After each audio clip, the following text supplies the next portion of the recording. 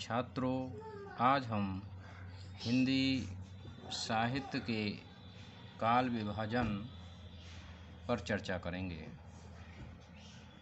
क्योंकि हिंदी साहित्य को जानने और सीखने से पहले उसका काल विभाजन समझना परम आवश्यक है। हिंदी साहित्य के इतिहास लेखन की परंपरा का श्री गणेश फ्रेंच विद्वान गारसा दतासी ने किया था, परंतु इतिहास लेखन में काल विभाजन का कार्य सबसे पहले सर जॉर्ज ग्रियर्सन ने किया।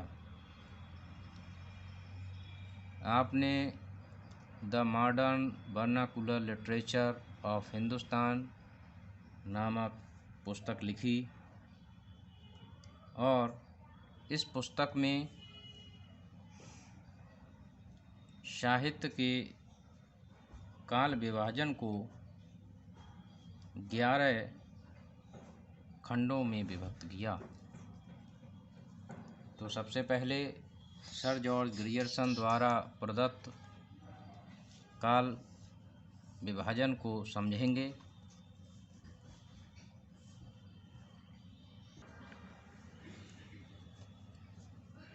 डॉक्टर ग्रियर्सन द्वारा निम्नलिखित 11 खंडों में हिंदी साहित्य के इतिहास को विभाजित किया गया है। नंबर 1, चारण काल। नंबर 2, 15वीं शताब्दी का पुनर्जागरण। नंबर 3, जायसी की प्रेम कविता। नंबर 4, ब्रज का कृष्ण संप्रदाय। नंबर 5, मुगल दरबार। नंबर 6, तुलसीदास। नंबर 7, रीति काव्य। नंबर 8, तुलसीदास के अन्य परवर्ती कवि। नंबर 9, 18वीं शताब्दी। नंबर 10, कंपनी के शासन में हिंदुस्तान। तथा नंबर 11, महारानी विक्टोरिया के शासन में हिंदुस्तान। यह काल विभाजन सर जॉर्ज ग्रियर्सन द्वारा किया गया। इस काल विभाजन का महत्व केवल ऐतिहासिक दृष्टि से ही है। नंबर 2, मिश्र बंधु। मिश्र बंधुओं ने मिश्र बंधु विनोद पुस्तक लिखी और उन्होंने भी हिंदी साहित्य का काल विभाजन किया। उनके द्वारा प्रदत्त काल विभाजन इस प्रकार है। नंबर 1, आरंभिक काल।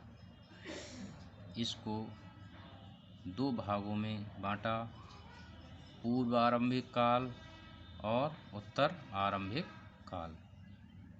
पूर्व आरंभिक काल का समय 700 से 1343 विक्रमी संवत।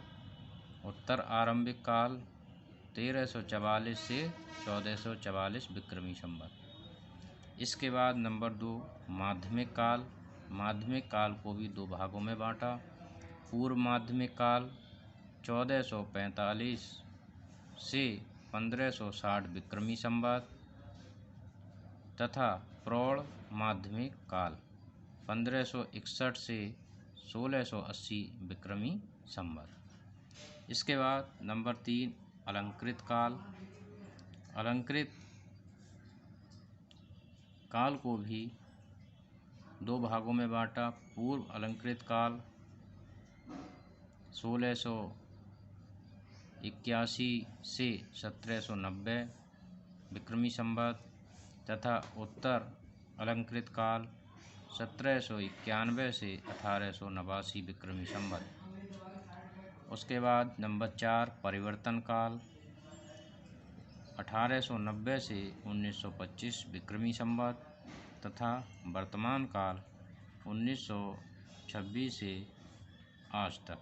यह काल विभाजन मिश्र बंधुओं ने दिया।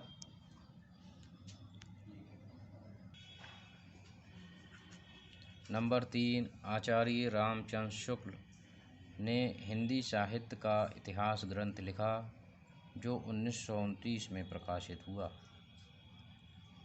आचार्य रामचंद्र शुक्ल ने भी काल विभाजन किया। आपके अनुसार काल विभाजन कुछ इस प्रकार है।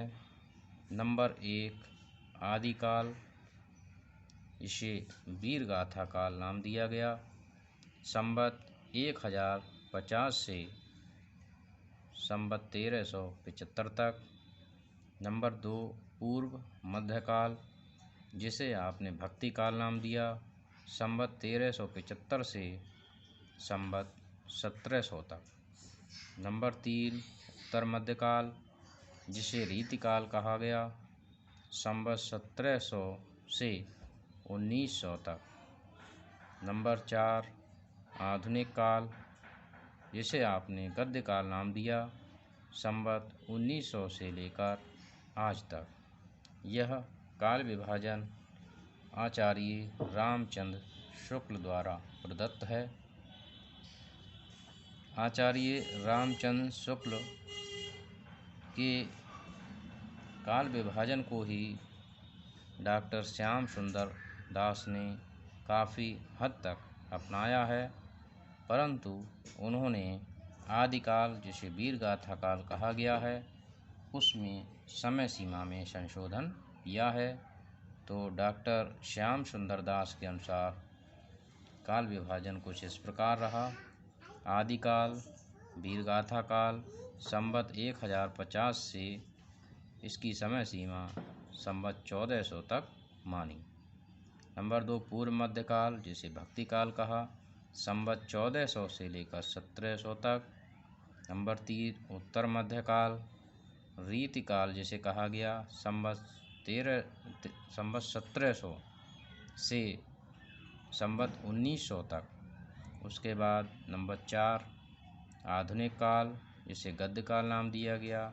संवत 1900 से आज तक माना गया। उसके बाद अब हम बात करते हैं नंबर 5, डॉक्टर रमाशंकर शुक्ल रसाल की। डॉक्टर रमाशंकर शुक्ल रसाल ने जीवन की अवस्थाओं की तरह हिंदी साहित्य का काल विभाजन किया है।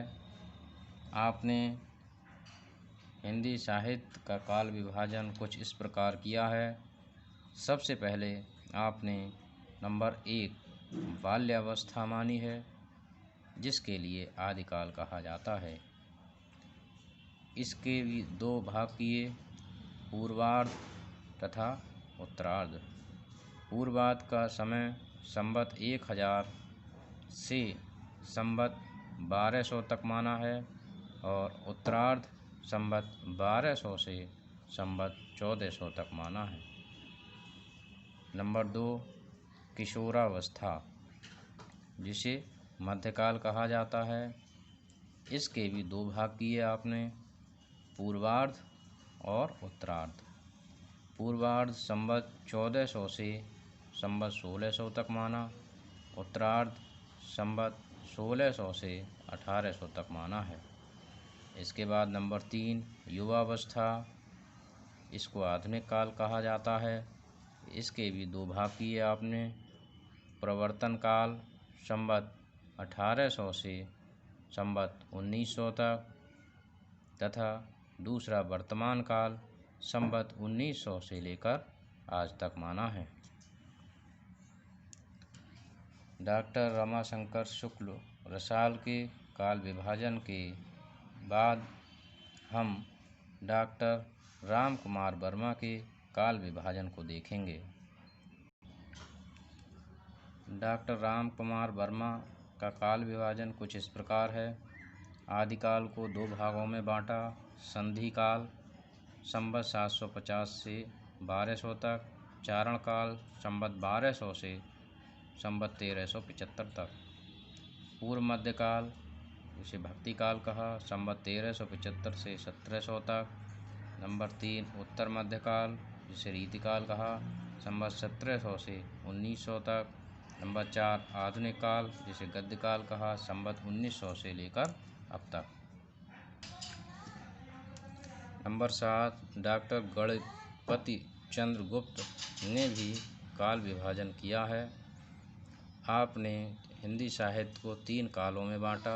नंबर 1 प्रारंभिक काल 1184 से 1350 ईस्वी तक। नंबर 2 मध्यकाल 1350 से 1857 ईस्वी तक तथा नंबर 3 आधुनिक काल 1857 से 1965 तक। नंबर 8 डॉक्टर नगेन ने भी काल विभाजन किया है। आपका काल विभाजन कुछ इस प्रकार है। नंबर 1 आदिकाल 7वीं शताब्दी के मध्य से 14वीं शताब्दी के मध्य तक। नंबर 2 भक्तिकाल 14वीं शताब्दी के मध्य से 17वीं शताब्दी के मध्य तक। नंबर 3 रीतिकाल 17वीं शताब्दी के मध्य से 19वीं शताब्दी के मध्य तक। नंबर 4 आधुनिक काल 19वीं शताब्दी के मध्य से अब तक। आधुनिक काल को भी कई उपखंडों में बांटा है। नंबर 1 पुनर्जागरण काल जिसे भारतेंदु युग कहते हैं, सन 1857 से 1900 तक। नंबर 2 जागरण सुधार काल द्विवेदी काल 1900 से 1918 ईस्वी तक। उसके बाद नंबर 3 छायावाद काल सन 1918 से 1938 तक। और नंबर 4 छायावादोत्तर काल, इसके भी 2 खंड किए गए। नंबर का प्रगति प्रयोग काल जो 1938 से 1953 तक रहा। नंबर इसके बाद खा नवलेखन काल सन 1953 से अब तक नवलेखन काल की संज्ञा दी है। इन सभी काल विभाजनों के उपरांत अद्यतन या नवीन काल विभाजन जो सर्वाधिक महत्वपूर्ण है वो कुछ इस प्रकार विद्वानों ने माना। अद्यतन काल विभाजन। नंबर 1 आदिकाल संवत 700 से 1190 तक। नंबर 2 प्रारंभिक काल संवत 1190 से 1450 तक। नंबर 3 पूर्व मध्यकाल संवत 1450 से 1650 तक। नंबर 4 उत्तर मध्यकाल संवत 1650 से 1900 तक। नंबर 5 गद्यकाल 1900 से 2000 तक। और नंबर 6 आधुनिक काल संवत 2000 से लेकर अब तक। तो जो नंबर 9 पर अद्यतन काल विभाजन दिया गया है, अब नवीनतम शोध के अनुसार अब विद्वान इसको महत्व प्रदान कर रहे हैं। तो मैं समझता हूँ छात्रों कि आज आपने यह काल विभाजन समझा होगा। धन्यवाद।